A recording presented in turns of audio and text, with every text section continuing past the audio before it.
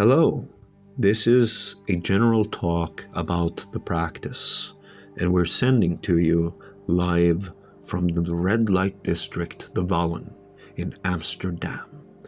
And it's a pleasure to be here. It's a beautiful place. It has everything you need, for spiritual practice. Not just the tantric massages, but they have the mushroom, and they have lots and lots of stuff. Way too much to go through in one video. And I've been working, I still work, here you have the 32 marks of a Buddha, on this creature you see here. So just looking at this, you're looking at an enlightened being, and I'm staying fresh, I'm keeping fresh, drawing that Buddha exactly as the text has described him. But anyways, I was thinking we could discuss the clear light or the sense absorptions, because in life you're not always in control. In one moment you think you're in your 20s and you're entering a hotel, and it turns out it wasn't a hotel. It was actually a brothel, and you were on hidden camera the whole time. And it was very embarrassing then, right? So how is your baseline? What is your goal? Do you have something outside? Do you have some goal that even if this happened, you'd be like, okay, and you'd press on with it? Because if you do, then you have a very cheap anxiety medicine, because you just have to you just do what you gotta do, and so we can talk about the goal and the effects and the signs that it is working. And the goal is to be free, to own your experience. And this is usually classified into two different groups of Tantra in Tibet, which is Mother Tantra and Father Tantra, And so I don't like that word because I think it's three components.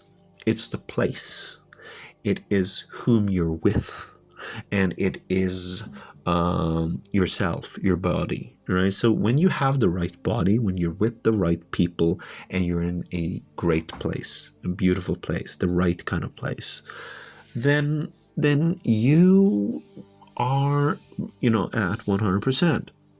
But the problem is that you have to you have to make all these absorptions to make it happen. But you see it right in front of you that your senses are very malleable when you do meditation. And so it's so weird that we can't just break free and just enter into these pure realms, because you can dream it and then you're there, and it's like, well, I saw it in a dream, I was there, but I didn't feel anything. But then you'll have another dream where you feel something, where your teeth in your mouth is falling out, and it's like, geez, I clearly feel the teeth in my mouth, right? Because I wouldn't have picked it out of my mouth to look at it if I didn't know it was loose, right? So there are sensations in dreams. I've had dreams that were kisses. I had dreams that were pretty much any sense at this point. And so we know that within us is the potential to be free, right? It's a potential to be free. And so we work three areas. So I would not say Mother Father Tantra. I would say, so I'm a guy, so I would say for Mother Tantra, I would say who you wanna, who you wanna, and for so that's like clear light, right? And so for Father Tantra, which is rainbow body, I'd be like, that's who you want to look like while you're right? I can't say that word, it's a dirty word. And then where are we doing the deed, right? And so it becomes about absorptions, right? And you know absorptions are possible, because if absorptions were not possible, you wouldn't be able to dream of something that you did during the day. You wouldn't have people in your dreams that you know, because the only way you can see someone in a dream that you know is that they've been absorbed into you, right? And so we can start talking about right concentration. But it's very important to not lose track of what is important, because there are tons of casinos out there. And you can look at candles, you can look at water. I would do fire, bonfire, so you have the glittery little embers flying up into the sky. And I would do snow, I already have that one. I can summon it forth at will.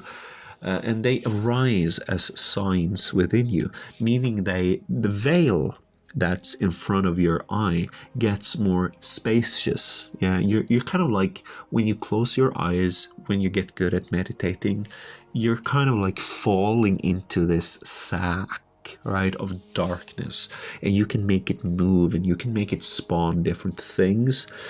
And so when you're seeing the chakras outside of yourself, also see the body, the right kind of body. Now, if you're a guy that's heterosexual, right, that should probably be a female body, right? It just makes sense. It's like, if I showed you the right kind of girl, it's like, is this what you want? And you'd be like, yeah, that's what I want, right? But then also, when you see it within yourself, it would help, because mirrors are so readily available in our day and age, that you do a casino that allows you to see yourself in the mirror. Now, one of the ways you can do this is by simply putting the candle in front of you, in front of the mirror, and then you just sit there with your mirror and a candle, and then it's you. And so you build a line from you to the candle to your third eye in the mirror, and you remember the feeling in your eye. And if you're lucky, your eye will absorb and understand what the mirror is, and it will reappear as a sign within you, meaning that once you enter your bathroom, you see the room, but you also see the mirror and you see yourself in it. And that can help you a lot. But you can also probably take from that mirror and turn it into other stuff, and work like, the right kind of people you want around you, and spin what you see into that. And so you have a place, you got a bathroom, you got some people, you got yourself a little illusory body going, and it's a little bit tricky to get it, but it would be the first time. See, the thing is, you gotta try, and there's no indication that this is even possible. And once you try, it's actually not that difficult, because it makes sense that the brain helps out when it's a little bit dark. And for me personally, what has helped me the most is naked blindfold yoga. When you're blindfolded, when you're naked, you feel the sense of the wind in the room touching your skin. And then the illusory light in your closed eyes will flock towards where that attention goes. And after like an hour and a half with yoga, if you're a beginner, then maybe you can see your body. But I would only do 20 minutes. I would only do 5 minutes. Man, I would only do 1 minute in the beginning.